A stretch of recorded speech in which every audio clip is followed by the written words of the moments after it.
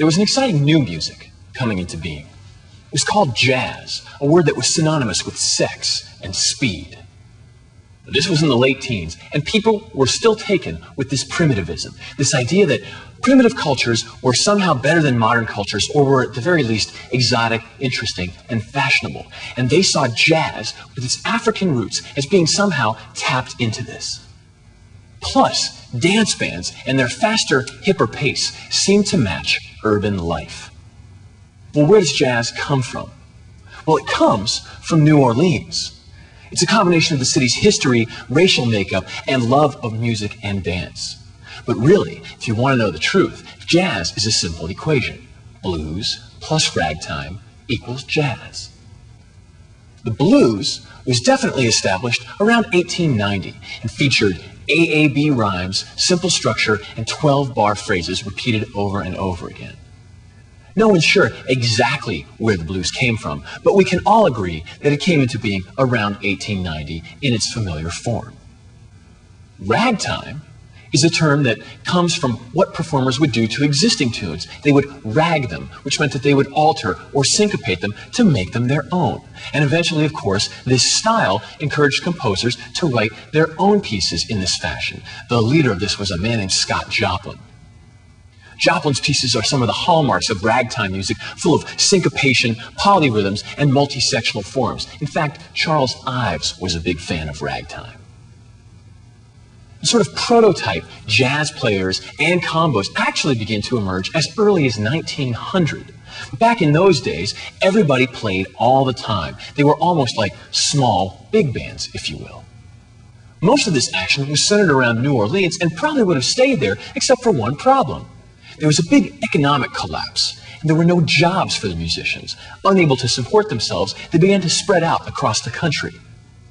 They turned up in Los Angeles, San Francisco, Washington, D.C., New York, and Chicago. By the early 20s, bands had stopped having all the members play all the time and were starting to have people drop out to feature solo performers. By 1923, a Chicago band hires a guy named Louis Armstrong to play the cornet and starts making records. Armstrong is the perfect jazz hero. He's a virtuoso on his instrument with great tone and very imaginative in both his playing and his writing. As a result of jazz's mystique and its new cult of personality, the so-called race records of jazz start selling like hotcakes. Jazz is everywhere. It's incredibly popular. One of the reasons jazz is popular is it includes many of the elements found in African folk music, such as group participation, a strong link with dancing, an emphasis on rhythm, a call and response structure where someone will play a phrase and then the whole band will answer, repeated over and over again. And it also features lots of improvisation. Now, this means that no two performances of jazz are the same, and it also gives inventive performers a good bit of leeway to spice up the tunes. And for people like Armstrong, this was one of the best things about jazz. You could take a very simple song, very simple pop tune, and make something special out of it night after night. Other African elements included the application of vocal sounds to instruments, short repeated riffs or motifs, polyrhythms and polymeters, and syncopation. Jazz was much more rhythmically interesting and complicated than music had been up to this point. Syncopation means that instead of music going bump, bump, bump, it's ba-up, ba-up, ba-up. It doesn't fall on the beat. It falls off the beat and around the beat. And this helps make it swing or pop a little bit. Jazz is known for this swinging rhythm, this propulsive rhythm. And this is one of the things that made it so great for dancing.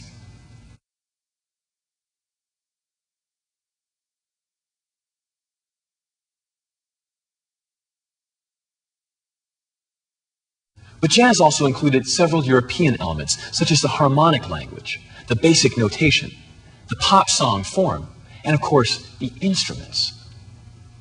And what are these typical instruments of a jazz combo? Well, it's a cornet or a trumpet, a trombone, a saxophone, a clarinet, a piano, maybe a bass, maybe a guitar, maybe even a banjo. One thing jazz has none of, however, is strings.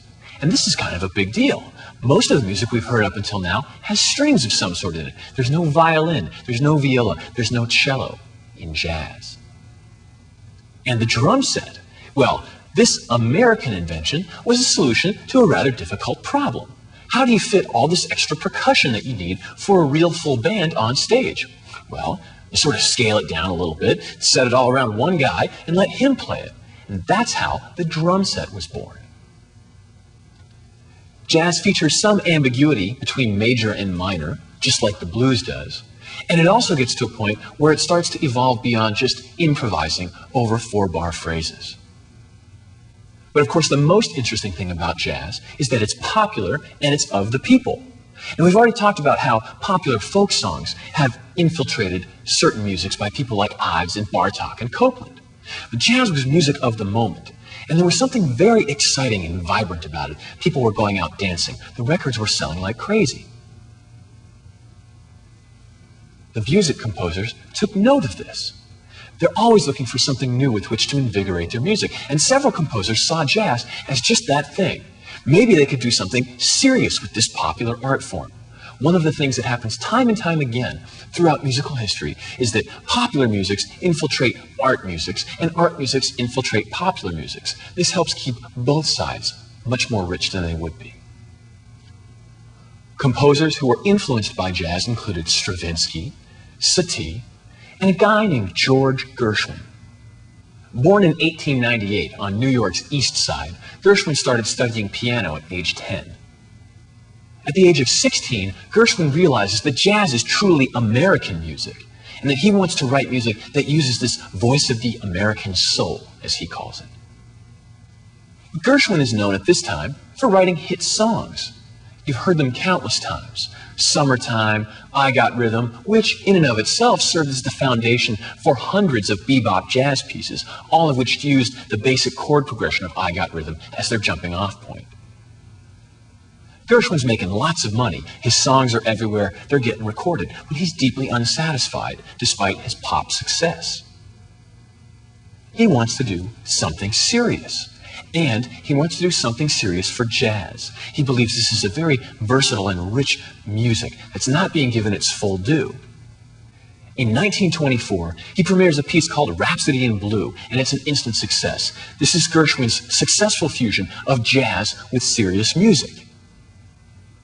He's using some classical forms and classical elements, yet mixing in enough jazz to keep it exciting and vital. He follows up the success of Rhapsody in Blue with An American in Paris, which is another huge hit. He also paints and moves to Hollywood to try his hand at a few film soundtracks, but he really detests it because it's just too commercial and too product-oriented and not arty enough for him. One interesting side note is that Gershwin was good friends with Schoenberg, and Gershwin, in fact, wanted to study with him to learn his 12-tone method. Schoenberg said, "Look, you're a great George Gershwin. All I can do is make you a bad Arnold Schoenberg."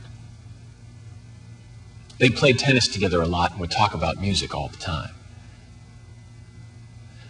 But Gershwin's success wasn't to last for long. Despite his good looks and his fantastic accomplishments in music, he developed a brain tumor and died at a very young age. Schoenberg himself said, "I grieve over the deplorable loss to music, for there is no doubt that he was a great composer."